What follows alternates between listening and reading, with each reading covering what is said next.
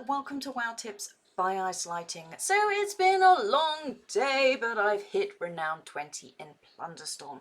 I am not a PvPer, you guys may know this. So I decided to create a tips video on how I achieved it by avoiding people. So if you like PvP, this video probably is no good to you, but if you don't like PvP but you do like mounts and pets and stuff and would actually like to get them, hopefully this video will help you. I have put in the comments links to all the different tips.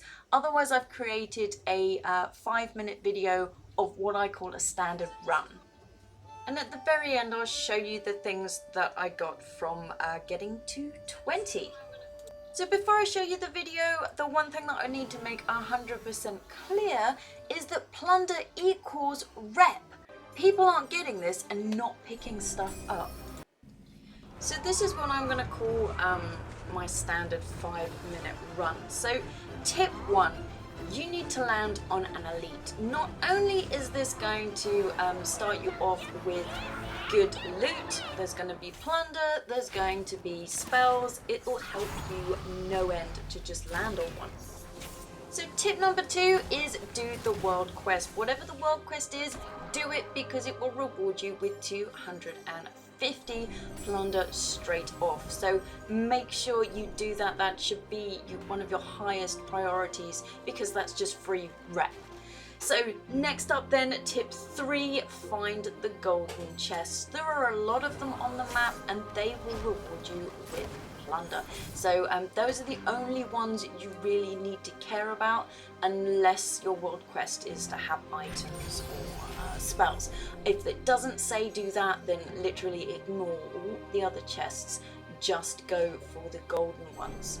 So as I said, this is my whole 5-minute run. I'm not gonna speed it up or fast forward so that you can actually see it. So tip number 4 then, avoid or ignore other players. So there was another player ahead of me, so I've changed direction. At this stage, most people aren't going to bother you, so you might as well just carry on and get your plunder because they're building up their XP because they just want to come and kill you. So ignore them, just keep moving. So next up then we have tip number 5. Elites drop plunder. They drop spells and items, but mainly they drop a lot of plunder. So don't avoid them. If you see one, seriously take it out. It will be really worth it for building that plunder up fast. Now, as you're moving along, make sure you are picking up everything. And that brings me on to don't waste time. So this is tip number 6. So basically, you don't have to stop and kill everything. I recommend killing elites, and if you cannot see any gold on your map, any plunder on your map that you can just go and grab, then by all means kill things. But if you can see something, just ignore the creatures and just keep going. So as you can see, I've now got to a point where I can't see any on my map, so I'm turning around to kill the ones that were following me, but they've all wandered off.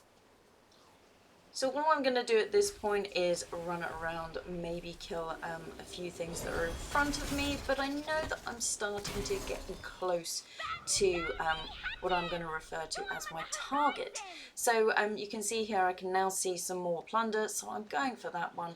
And then since I can't see any more, I'm going to kill this creature here. And then by picking up this final piece, that has made my target. So when I say a target, in this match, I always aim to have 500 of the plunder because once you get above 500, so much of the match has happened, there's not much laying around on the floor anymore, and everyone's really just going to try and gank you, so it's like a massive waste of time, unless you like PvP. So it's worth deciding before you even start how much you're willing to go up to, because otherwise you are just wasting time, especially if you're just gonna keep running into people and there's no loot and there's no mobs. So you need an exit strategy for when you hit your target. So this is tip number 8.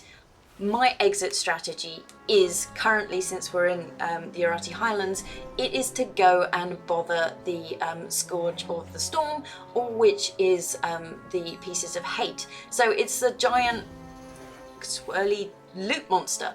I like to end myself on him because while I'm letting it kill me, I'm collecting all the plunder and loot around it.